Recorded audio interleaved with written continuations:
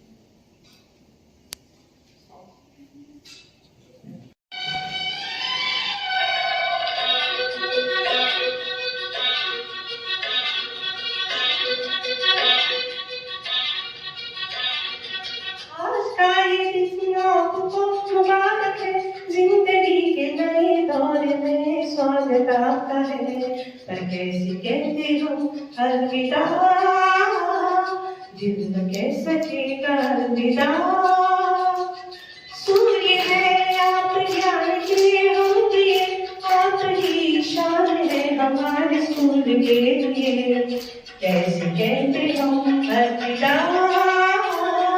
दिल कैसे का अलविदा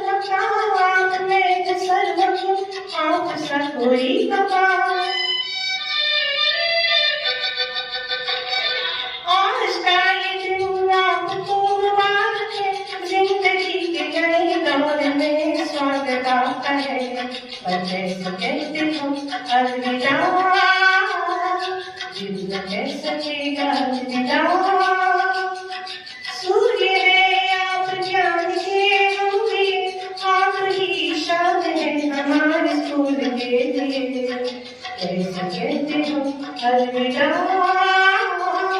दिल कैसे अलविदा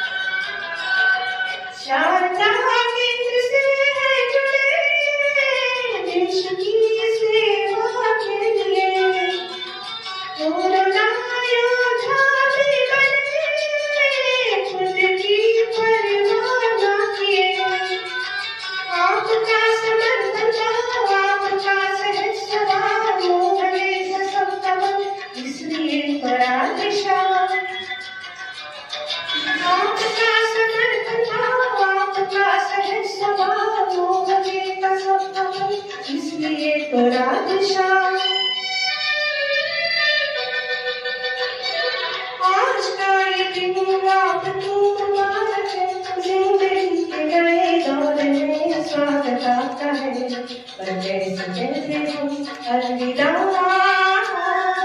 दिल कैसे अलविदा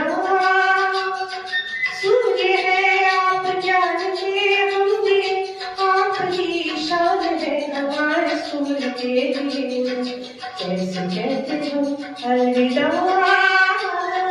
दिल कैसे अलविदा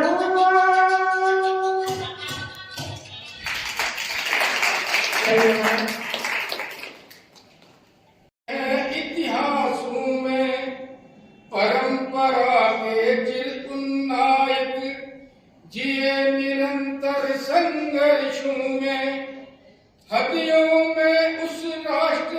इल्म के लेकर हम तूफान चले, मिलकर साथ चले, मिलकर साथ चले, मिलकर साथ चले, मिलकर साथ चले।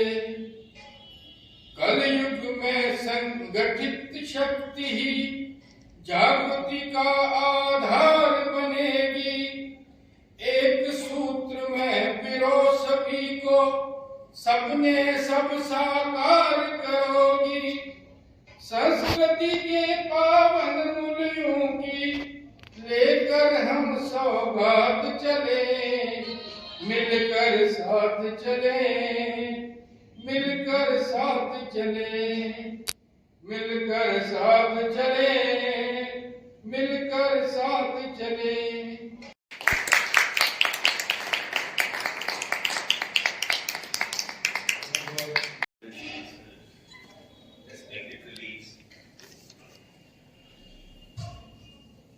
आज तक मैं बोलता था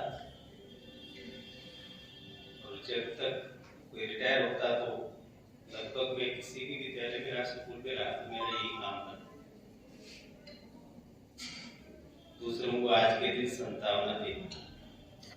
और आज मुझे ऐसा फील हो रहा है कि जैसे किसी के घर में डेथ होती है ना, बाप दादा की, फिर जाते हैं होती है तो रूटीन है, ऐसा चलता रहता है। भगवान की इच्छा है, सबको जाना है, लेकिन उसको अलग फीलिंग। आज तक मैं भी संतावना देता था, ये तो रूटीन लाइफ है, जो आया डिपार्टमेंट में उसको तो जाने जाना है, ये तो पार्ट ऑफ लाइफ है, इसमें इतना चिंता नहीं करना चाहिए। लेकिन आज दिख रहा है कि स्वाभाविक चिंता होती है। मेरा कोई बहुत 30, 35, 40 साल डिपार्टमेंट में रहा, ऐसा भी नहीं है। माइग्रेशन की लगभग 8-9 साल बाद, यानी 89 में माइग्रेशन हुई है, तो 98 में मेरी अपॉइंटमेंट। आपको ये जानकर और भी हैरत होगी कि मेरे 2 इशू हुए थे। मेरा दूसरा बेटा हुआ था तो मेरी अपॉइंटमेंट हुई। अब जब मैं गोरखपुर ज्वाइन करने गया तो हमारे वहाँ एक सीनियर हेडमास्टर साहब थे, तो उसने मुझे बुलाया। मैं ऐसे दोनों हाथ पीछे करके चल रहा था, तो उसने मुझे बुलाया और जब जानकारी ली तो पता चला अच्छा शादीशुदा है, बच्चे कितने हैं। मैंने कहा मेरे 2 बच्चे। तो पहले ऐसा होता था कि जब कोई टीचर लगता था तो उसको फिर हमें यहाँ क्लास देनी पड़ती थी, जिंदगी सिखानी पड़ती थी, जिंदगी की सारी बातें सिखानी पड़ती। लेकिन तुम तो पहले से पीछे हाथ पकड़ के आए, क्या सिखाएंगे? और मैंने कभी सोचा भी नहीं था कि मैं सरकार की नौकरी करूंगा। यानी मेरा यहाँ आकर के फार्म भरना और फिर नौकरी करना, क्योंकि सरकार की मैं नौकरी करूंगा ऐसे मेरी कल्पना में भी नहीं था। यहाँ तक कि मैं गृहस्थी धारण करूंगा ये भी मैंने नहीं पहले सोचा। एक अलग मानव जगत थी। तो हमने वहाँ जिस संस्था के साथ मेरी वाबस्तगी है, दुनिया का सबसे बड़ा संगठन है राष्ट्रीय स्वयंसेवक संघ, और उसमें दुनिया का सबसे बड़ा जो शैक्षणिक संस्था है विद्या भारती है, उसमें आजकल भी 40-50 हजार विद्यालय अपने देश में, छोटे स्कूलों से लेकर के बीएड कॉलेज तक है।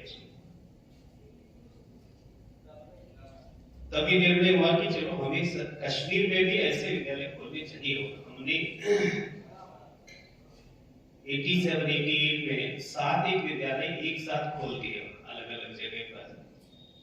उसमें मेरे गांव में भी एक स्कूल खुला, मुझे उन 7 का इंचार्ज भी बनाया, खासकर उस स्कूल का जो अपने गांव में लगा उसका भी इंचार्ज बना करके उसको, इसलिए मेरी दिशा वही थी। लेकिन माइग्रेशन होगी, हमें बात कराना पड़ेगा, वो सारे स्कूल बंद हो जाएंगे, इधर दर की ठोकरें खानी पड़ेगी। और फिर मेरे साथ ऐसा भी था कि मेरे पिता का साया मेरे बचपन में उड़ गया था। मेरी 9th-10th में था तो उनका देहांत हुआ था। इसलिए उतार चढ़ाव देखते देखते ही मैं आगे बढ़ा हूँ। और फिर जब यहाँ जम्मू पहुंचे तो यहाँ की अलग सी कहानी थी। फिर मेरी बहन जो बड़ी चिंतित रहती थी कि मेरी माँ है वो बेचारी परेशान न हो जाए, ठोकरे न खाए, इसलिए मेरी शादी हो जानी चाहिए। MA BEd तो मैंने कश्मीर में ही किया था और यहाँ आकर के MA कर लिया 92 में। लेकिन 92 में फिर मेरी शादी हो गई और उसके बाद घर गृहस्थी ये संभालना, तो एकदम फेस चेंज हो गया। जो मैंने सोचा था, जैसा मैंने आगे बढ़ने की अपनी जिंदगी को लेने का सोचा था, एकदम सब उलट के हो गए और सब माइग्रेशन के कारण। तो फिर यहाँ प्राइवेट स्कूलों में काम करना और मेरा उठवा चले जाना, हमें कोई 8 साल, आप में से किसी ने देखा होगा, एक प्रेस्टीजियस स्कूल हुआ करता था अपनी आर्ट्स जागृति निकेतन, वहां मैंने पढ़ाया। फिर एक वास्तविक हाट है वहां भी पढ़ाया। 2 पीरियड वहां लगाता था, 2 पीरियड वहां लगाता था, वहां की ट्यूशन कर लेता था। ऐसे जिंदगी की नई शुरुआत करी और धीरे धीरे 98 में मेरी सरकारी अपॉइंटमेंट हो गई, खुद को मेरा पहला अपॉइंटमेंट हुआ। तो फिर ये गया, फिर शुरू हो गया खुद से, फिर नगरोटा से, फिर बीच में माइग्रेंट सेल और उसके बाद लद्दाख कारगिल में 2 साल लगभग, उसके बाद। इसलिए आदमी जो सोचता है वैसा कुछ होता नहीं है, भगवान ने जो कुछ करना होता है। इसलिए कहते हैं गढ़ता जो है रचता स्वयं मिटाता। जो भी जिंदगी में कुछ घटता है उसके रचेता तो वही है, सिर्फ हमें पता नहीं होता है कब क्या होगा। हम अपनी इच्छा रख सकते हैं, लेकिन भगवान का इतना शुक्र है कि मुझे जब जितना चाहा, जरूरत थी उतना उसने मुझे दिया। मान लो मुझे 10 रुपए की आवश्यकता है तो उसने उसका अरेंजमेंट कर दिया। मुझे 100 रुपए की जरूरत है तो उसने मुझे उस लेवल पर खड़ा कर दिया। मेरी घर गृहस्थी बनी है तो इसलिए मेरे ऊपर और खर्चे आ गए। तो नौकरी का जो मैंने कभी सोचा भी नहीं था, तो नौकरी भी सरकारी लगी। हालांकि मैंने ज्वाइन किया उसमें बड़ा टेंशन है। जो मेरी पहली सैलरी थी उससे मैं डबल वहां कमाता था प्राइवेट।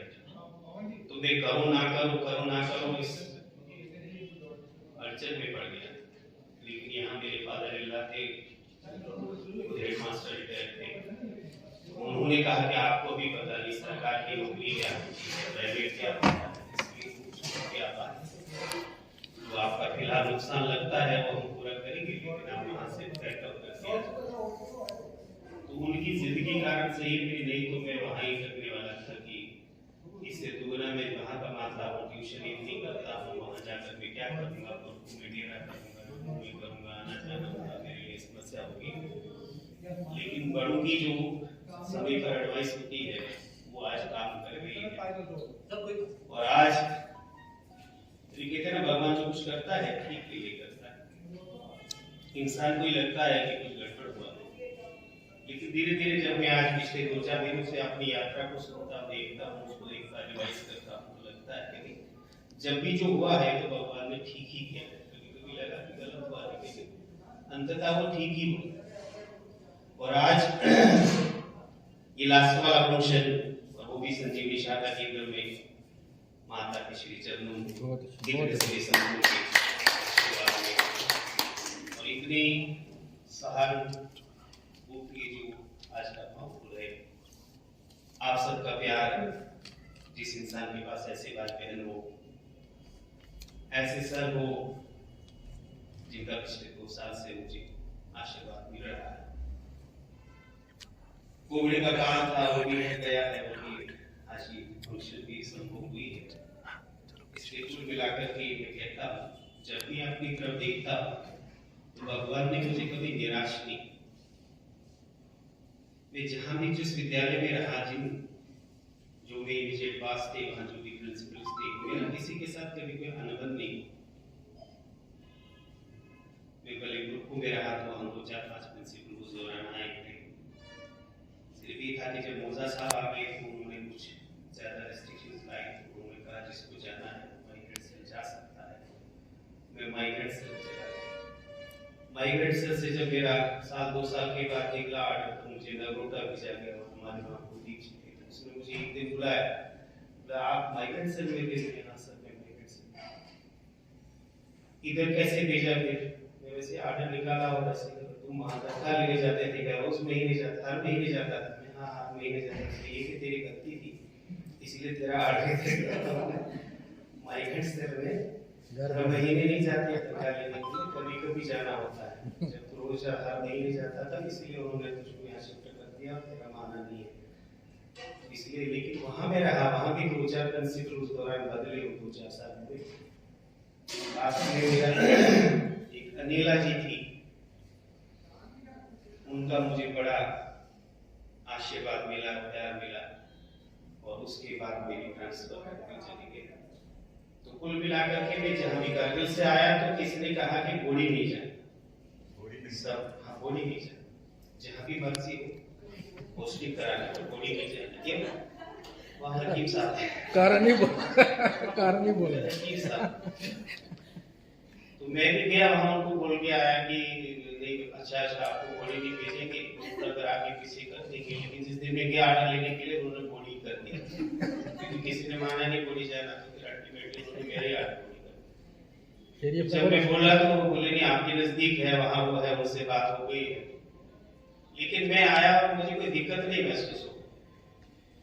शायद ये था कि जैसा वो कहते थे मैं वैसे ही करता गया, इसलिए कोई दिक्कत नहीं हुई, कोई टकराव नहीं हुआ। मेरा तो वो पीरियड भी बड़ा अच्छा ही रहा। उसके बाद फिर तबलू जी आए थे, हम उसको रामराज कहते हैं, रामराज का पता नहीं अभी भी है, और अभी वो रामराज को टिकू सर ने उसको कोई ढीला नहीं होने दिया, हमें कोई दिक्कत नहीं हुई। उससे अच्छा माहौल वैसा मिला, और उनके रहते हुए मुझे एक नया काम सीखने को मिला। पता नहीं इनको मुझ में ऐसा क्या लगा था, मैंने कभी तलाकी वाला काम किया नहीं था, लिखाई पढ़ाई वाला काम किया नहीं था, लेकिन इनके आग्रह से कि करना पड़ेगा। मैंने कहा मेरा 1 ही साल है, अगले साल मैंने रिटायर होना है, तब तक ही करोगे आप। और मैंने वो जिम्मेवारी ली, अब कैसे की और कैसे नहीं की इसका क्या हुआ, लेकिन अपनी तरफ से पूरी कोशिश करी कि मेरे से कोई उसमें चूक ना हो। उस सब के लिए अपने सुशील जी उनका धन्यवाद। अपने यहाँ रामकृष्ण जी बैठे हैं इकोनॉमिक्स से, इनकी गाइडेंस अपने संजय जी है, जो भी कुछ पूछना हो बताना हो काम करवाना हो इनसे मदद लेकर के, अनिल जी का वह सहारा, और इन सब की कंपनी को देख करके तो मुझे कभी लगा नहीं कि मुझे आता नहीं है, मैं कर नहीं सकूंगा, अब क्या बनेगा, उसका क्या होना, इसका क्या होना। बड़ा सहजता से सारे काम हो गए, और जैसे मैंने वो रिसीव किया था उसी हिसाब से मैंने वो वापस आज कर दिया। तो आज का ये समा और इसमें आप सबका इतना स्नेह, इतना प्यार, और जैसा मैं भी कह रहा था कि भगवान जो करता है ठीक के लिए करता है। और एक छोटी सी कहानी सुना करके आपके कथन को देता हूँ। मुझे भी किसी ने कहानी बताई कि भगवान पर विश्वास करना चाहिए, वो जो करते हैं अच्छा के लिए करते हैं। कभी कभी ऐसा होता है कि जिंदगी में कुछ झटके लगते हैं, जैसे माँ होती है, छोटा बच्चा होता है, न्यूली बॉर्न बेबी होता है, ठीक ठाक है, हंसता खेलता है, माँ उठा करके हॉस्पिटल ले जाती है और उसको इंजेक्शन लगा के आती है। काफी सारे इंजेक्शन बच्चे को लगाने पड़ते हैं, हर दूसरे महीने उसका एक शेड्यूल बनता है। एक छोटा सा गिफ्ट मारो बस, सब मान्यता माता, तो उसको आप प्लीज रिसीव कर लीजिए, एक एक करके दीजिए प्लीज।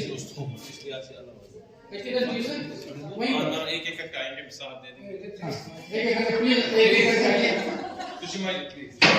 तुम्हारा एक ये हमारे फैमिली है, एक परिवार है, इस संस्कृति को बनाए रखिए।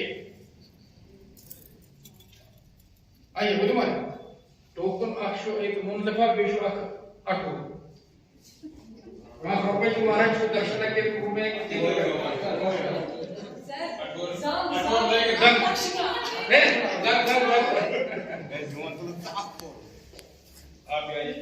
Harai busno sastakus.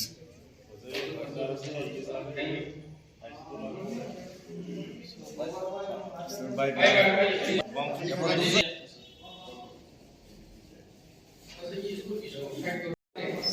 कि हमने आगे कैसे गुजारना है न हो to end this I would request our working principal sir to please say a few words and give Ashirwad to our Radheshyam ji. Thank you. Dear staff members, and last but not least, Shri Radheshyam ji. As all of you know, that we have assembled here in order to bid farewell to our respected staff member, who is going to be super elevated, being the almost the last working day, because tomorrow is Sunday and the next day is Mahashivratri. So it was prudent for us to sit here and give him an honorable farewell. I extend thanks on behalf of all staff members to Shri Radheshyam ji for being courteous enough to accept our humble invitation. Previously, he has also been host to a function which was arranged outside the institution. So again, I thank him for being a good host and provide a good lunch to our colleagues as a matter of love and affection. Although I had a brief period of service with him, still I have very fond memories of him being part of our institution. He has performed his duties with grace and dedication. Just as he explained that he was not acquainted with this sort of work, but I think that nobody is born perfect. If we strive to venture into new avenues or into new fields, we have the capacity to. बेटे हमारा welcome home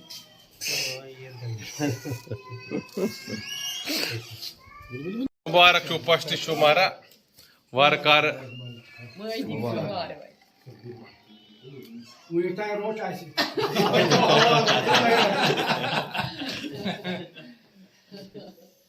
मुझे हवाल मारा बराबर सुन मुझे ताहिला